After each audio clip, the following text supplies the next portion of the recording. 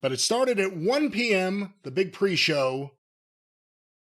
And let's go to Jim Cornette. Well, hold on now.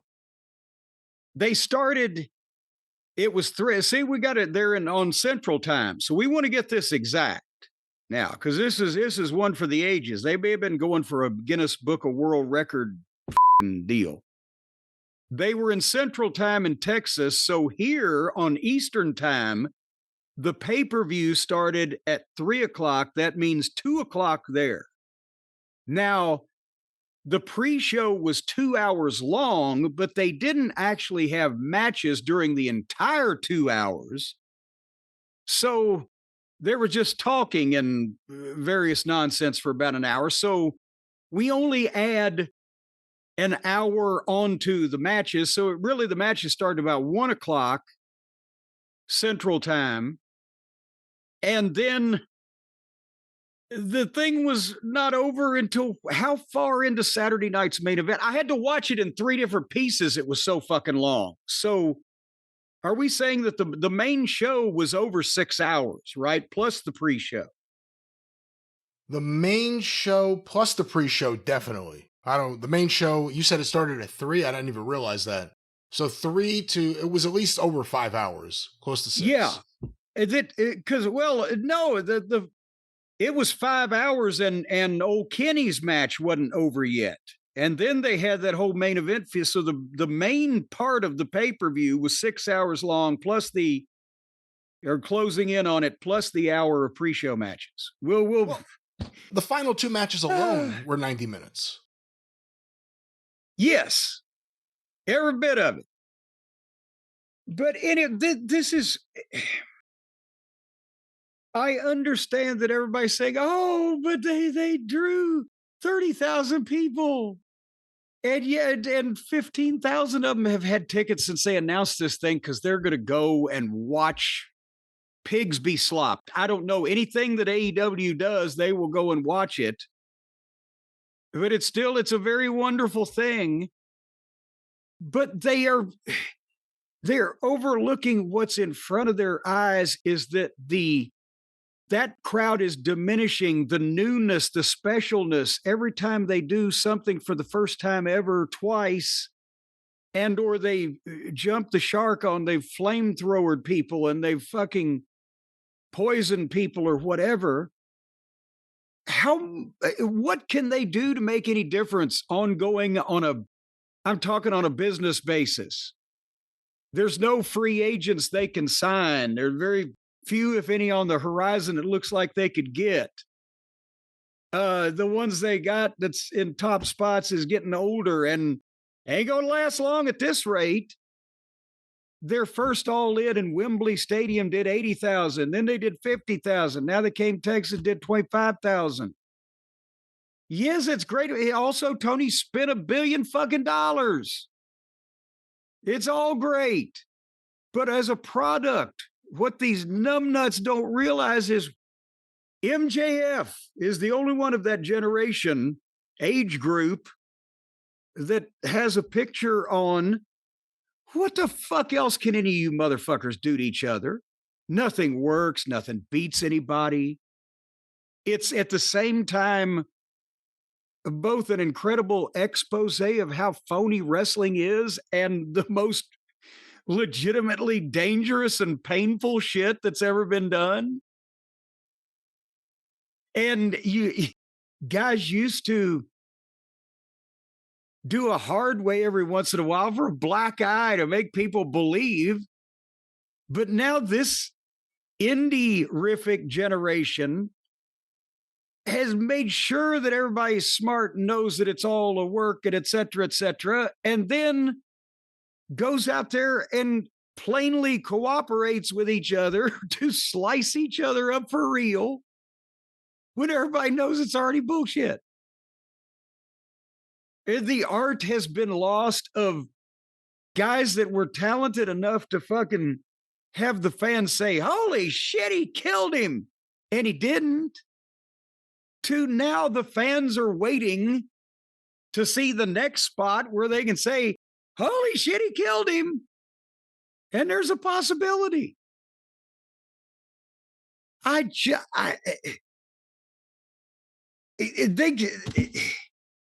put the Von Erichs on the pre-show and didn't announce it until that day or the day before somebody showed up on the news.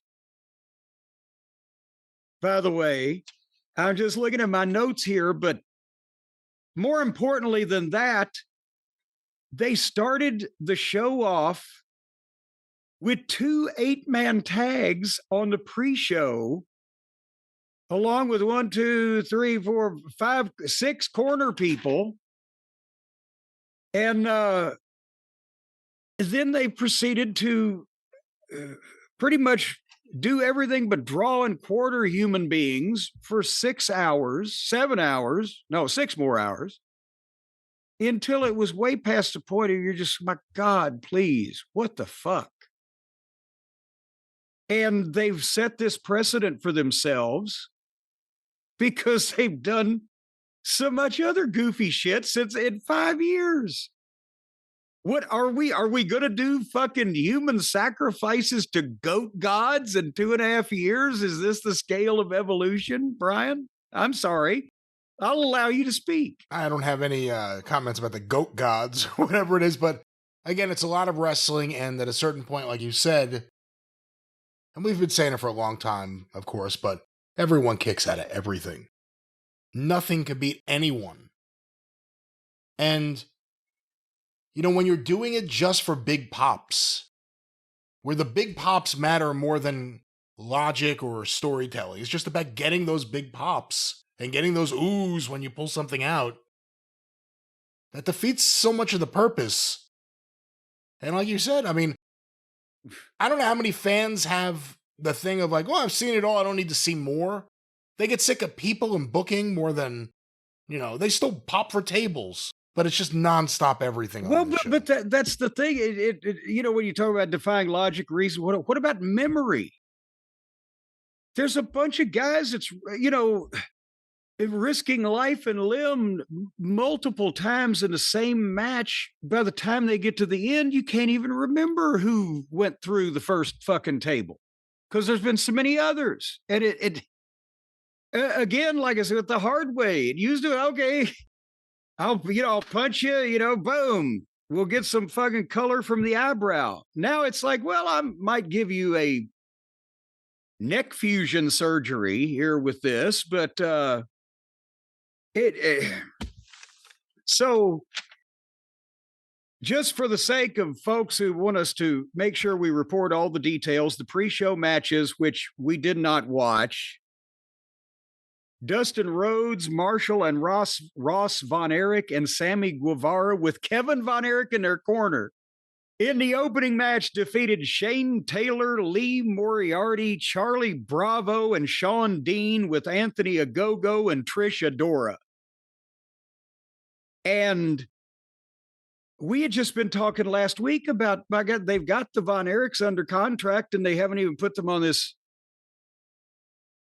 you know, Texas show in a stadium. And they added them the day before, right? Or maybe it was there all along. They just announced it. We didn't know about it. We were reading off their website. That's right. It wasn't on their website. Yeah, so it's not like it was our goddamn short. Well, we didn't know about it. No, we didn't know about it because it wasn't on their fucking website. Through it like 4 days beforehand. Kevin Von Erich got a nice pop for beating up Anthony Ogogo, putting the claw on him.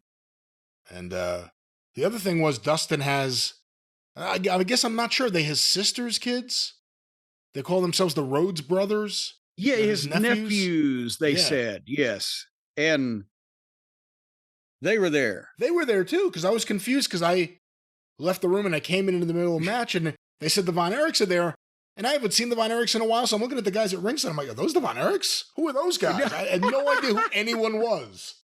And then they're like, those are Dustin's nephews. Obviously, of course. But,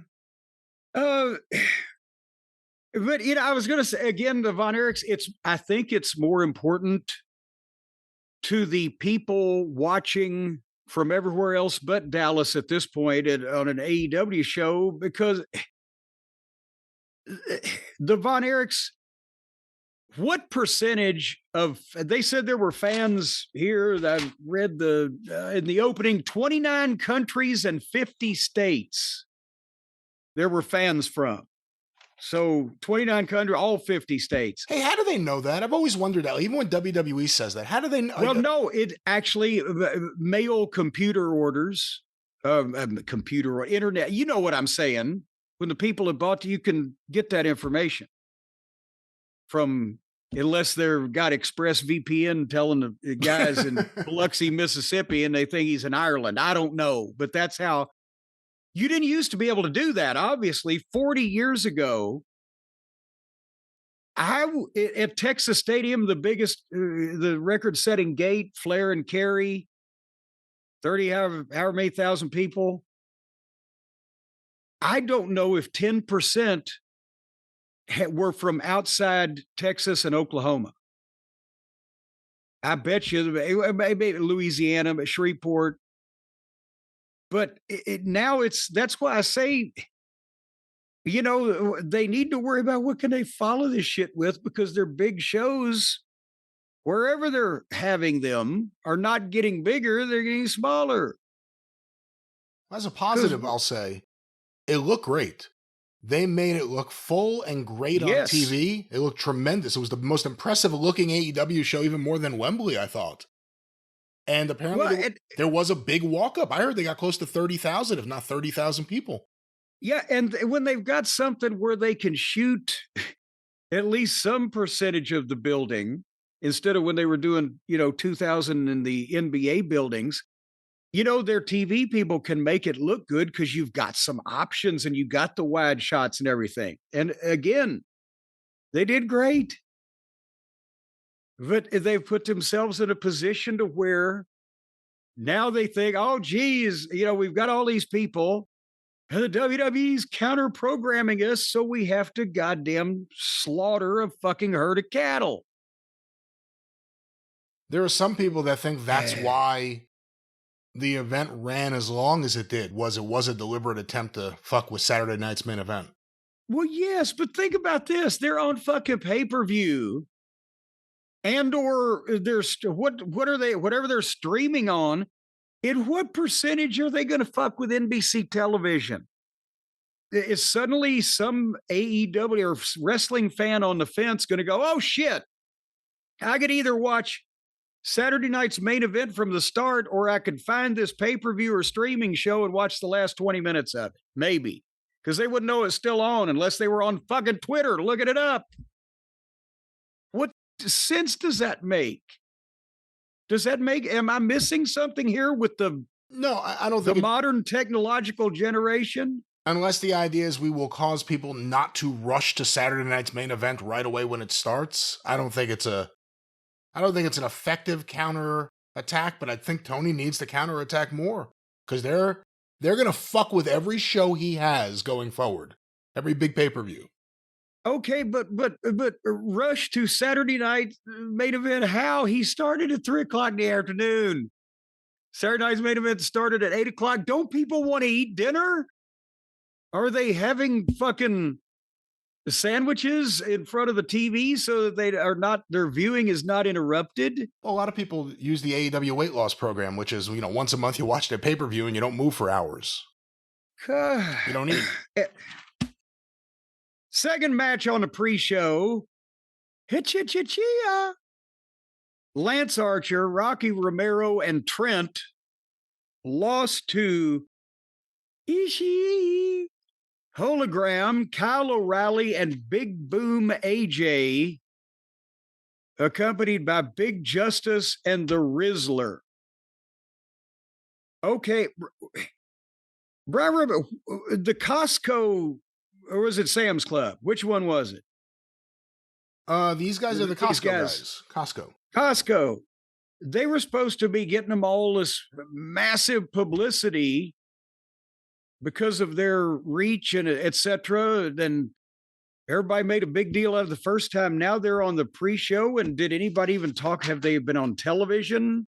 Did anybody talk about it? Is anybody talking about them being on this? Or is this just, hey, bring your kids and let's have fun? I didn't know they were going to be there. Got a nice pop. One of the most bizarre moments of the night, there was a face-off at ringside between Rocky Romero and Big Justice. I'm thinking is, 15 or 16, but he's bigger than Rocky Romero. Well, yeah. They have a face-to-face, and it looks like this kid's going to kick the shit out of Rocky Romero. And then not Frankie Kazarian, what's the other guy's name? Trent Beretta comes in and shoves him to the ground, and that got the fans a little into it, and his dad, Big Boom, had to make the save for Big Justice and kick some ass. He got to hit the spear, Big Justice, at the end. Jesus Christ. This is their jelly roll. This is their jelly roll. This is AEW's jelly roll. Their jelly roll? That's right. The fucking chocolate chip kids or whatever they were. And FTR beat the Outriggers. That was on the pre-show. Oh, God. I haven't even counted. I have to think that there were 50 fucking people. 60. No, counting the girls, 60 people on this 6-hour pay-per-view at FTR just made the pre-show.